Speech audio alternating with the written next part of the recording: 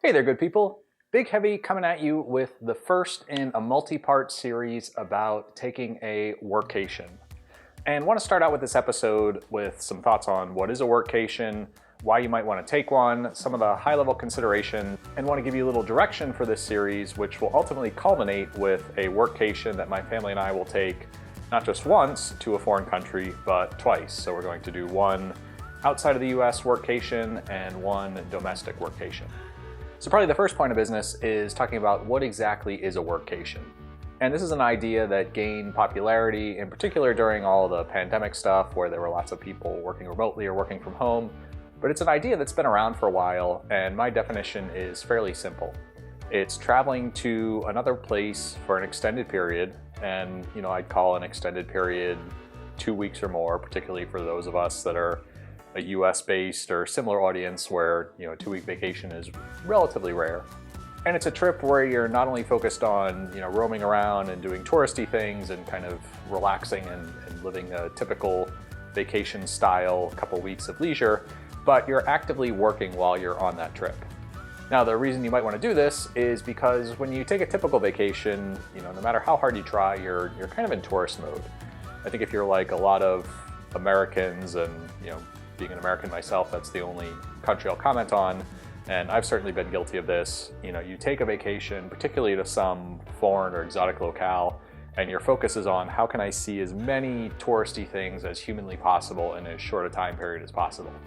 Kids, Big Ben, Parliament again.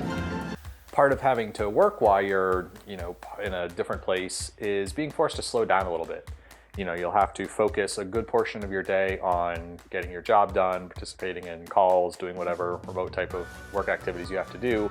And that narrows your time. So instead of running around trying to see every landmark in Europe or South America or Asia or wherever you happen to be, you can focus on some of the little things, and you can focus on some of the people, the culture, and kind of get a little bit more of the sense of the flow of daily life in the place you're visiting versus, I've got 18 seconds to see the Eiffel Tower before I've got to hop in the car and go, see the Monet Museum or whatever is your next stop.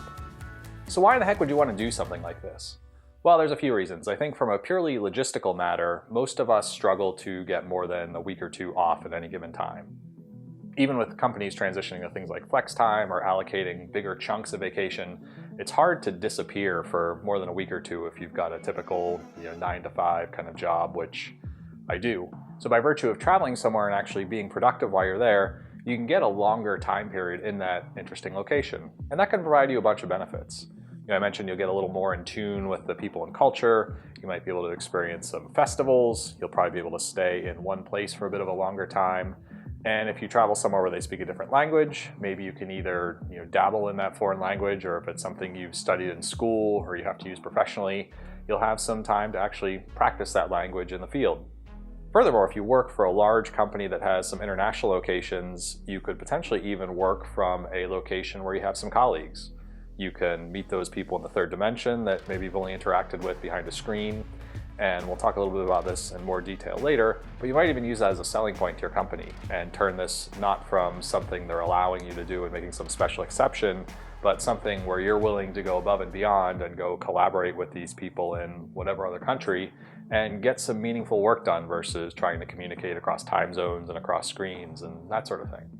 Now, as part of this series, one of the things I'm really interested in addressing is I think the workcation got a little bit of a stereotype associated with it, particularly during the pandemic, and that's that this is something that young, vibrant, single hipsters do, and they go and sit on a beach in Bali with their MacBook and create their digital dropship whatever business.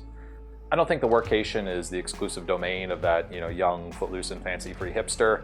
In fact, I am obviously less than young. I am not particularly footloose, although I do pride myself on being relatively fancy-free. And I've got 3 kids, I've got a wife, I've got an executive level job for a large Fortune 500 company that is global in nature. I've got this YouTube thing that I dabble in. So I'm a relatively busy and, at least I like to think, relatively productive human. And I want to demonstrate that I can go and successfully execute a workation. I can do it with 3 kids that range from teenagers to my youngest will be 7 when we embark on these expeditions. The plus of having kids is they have the summers off due to the school calendar. But at this point, my kids have never really traveled outside of what I would call the American bubble. You know, we've taken some spring break type vacations to Mexico, to the Caribbean, where we're at a resort, and you know, other than some Spanish being spoken or having to get our passports checked on the way in, it's not exactly a cultural immersion of any sort. So I'm kind of interested to see how they react to jumping on a plane for 7 hours and dealing with another language, dealing with a slightly different culture, and having to navigate day-to-day life versus, you know, being at a resort where you just sort of roll up to the bar and pina coladas magically appear that mom and dad later managed to handle the back end. Now, I'm not a total workation neophyte. I've done a few of these before, even before the term was kind of popular. Probably my first legitimate workation was I spent about 6 months in Europe when our oldest son was about 4 months old. We lived in both Paris and then spent some time in Italy. We generally go up to New Hampshire as a family each summer and spend some time up there. But this will be the first trip where all our kids are, I would say, self-aware, for lack of a better expression. You know, oldest is 13, youngest will be 7. So they'll be able to articulate themselves, they'll know what's going on, they'll hopefully have a pretty interesting and meaningful experience. And if I can get them to sit down in front of the camera, you'll get some feedback from Mrs. Heavy and the Little Heavies as to how this whole thing panned out from their perspective. Now we're at about T-minus 4 months until we actually pull this thing off. I'm going to try and crank out a couple or 3 episodes of this series each month. So if you want to mash the subscribe button, hopefully that will allow the YouTube minions to tell you when a new episode's out. You should probably hit that bell thing too. I still have no idea what the heck that does, but all the people on YouTube with zillions of followers tell you to hit the bell.